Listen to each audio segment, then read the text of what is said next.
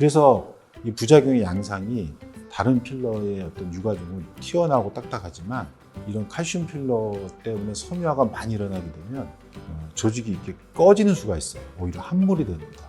그래서 굉장히 이런 부작용을 겪으시면 당황하게 되거든요.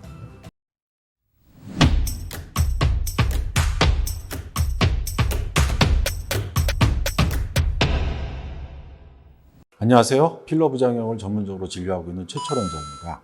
오늘은 좀 드문 케이스인데요. 칼슘 필러 부작용에 대해서 좀 설명을 드리겠는데, 우리가 이 필러가 왜 부작용이 생기고 유가종화 되냐면 우리 몸에서 이런 필러 성분들을 이물질로 인식을 하게 됩니다.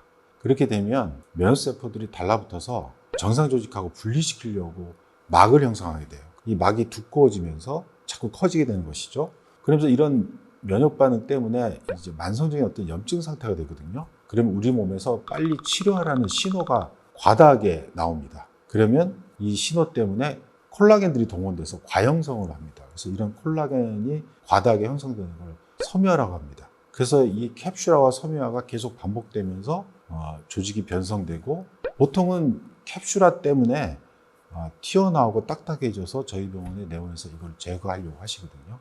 그렇지만 이제 칼슘 필러라는 거는 캡슐화는 거의 일어나지 않고 섬유화 반응만 아주 과다하게 일어나는 특징이 있습니다.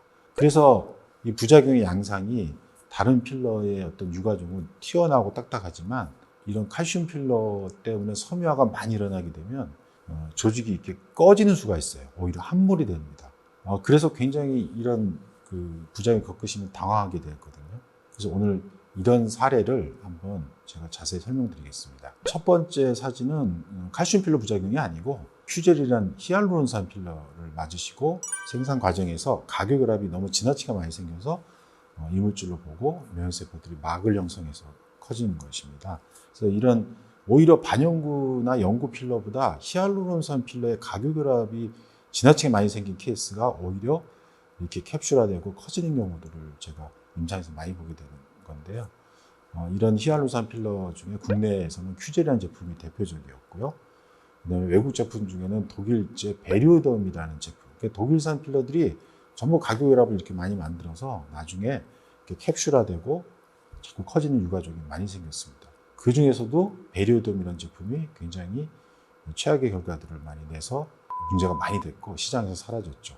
이렇게 캡슐화되고 커진 유가족 때문에 내원하시면 제가 비너스 레이저를 이용해서 이 캡슐을 해체시키는 거죠. 깨 부수고, 그 다음에 그렇게 깨 부수면 필러 입자들이, 비정상적인 필러 입자들이 조직하고 떨어지면 흡입을 해서 제거했습니다. 그리고 나서 손상된 조직을 핑거로라는 시술을 통해서 재건을 해서 이런 튀어나온 유가종이 제거되고 얼굴은 다시 밀착돼서 필러 시술 이전으로 돌리는 이런 시술이 바로 전형적인 사례였는데, 지금 이제 그 다음 사진을 보시면 이분 같은 경우는 튀어나오는 게 아니고 오히려 특히 웃었을 때 코 옆에 있는 앞볼 쪽이 깊게 패이는 이런 현상 때문에 여러 병원을 심지어 다녀보셨는데 다들 뭐 때문에 그런지 명확한 얘기가 없었고 저희 병원에 또 방문하셨는데, 이분은 또 다행인 것은 10년 전에 본인이 레디어스라는 칼슘 필러를 맞았다 기억을 하고 계셨어요. 이 칼슘 필러가 들어가서 조직에 자극을 줘서 콜라겐이 생겨서 볼륨도 생기는 이런 역할을 해왔는데, 이분 같은 경우는 10년 동안 이게 너무나 점점 조직이 커지니까 광대 쪽으로 과다 볼륨이 형성이 됐고요. 그 다음에 이런 섬유화가 너무 칼슘 입자가 자극을 주면서 콜라겐들이 뭉치다 보니까 칼슘 입자랑 콜라겐들이 떡이 돼서 오히려 웃었을 때 과볼륨도 있지만은 코 쪽으로는 오히려 콜라겐 섬유 조직들이 피부를 붙잡으니까 패이게 되는 것이죠. 그래서 너무 웃는 모습이 어색하니까, 또 이분 같은 경우 좀 늦은 나이에 30대 후반에 결혼을 하시게 돼서 결혼 준비를 하고 있는 와중에 신부가 결혼식장에서 활짝 웃고 예쁘게 웃어야 되는데 이렇게 패이는 현상이 나오니까 무척 고민을 하시다가 내원하시게 된 경우입니다. 이분은 굉장히 제 설명을 듣고도 걱정이 되시는 거예요. 비너스 레이저하고 제거하면 오히려 더 이 패인 부분이 더 함몰이 크게 되지 않을까. 사실 이 환자분이 그렇게 생각하시는 게 무리는 아닙니다.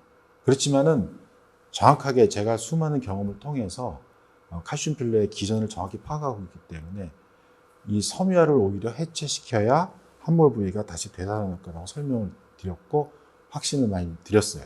결국은 그 시술후 사진대로 함몰되는 부분이 회복이 돼서 결혼을 앞두고 안도하셨고 저도 참 만족했고 행복했던 그런 케이스였습니다. 이런 그 예외적으로 필러의 부작용이 튀어나오는 게 아니고 오히려 함몰되는 이런 경우에도 이런 드문 케이스지만 제가 확신을 가지고 해결해서 환자분이 굉장히 만족했던 그런 케이스였습니다. 감사합니다.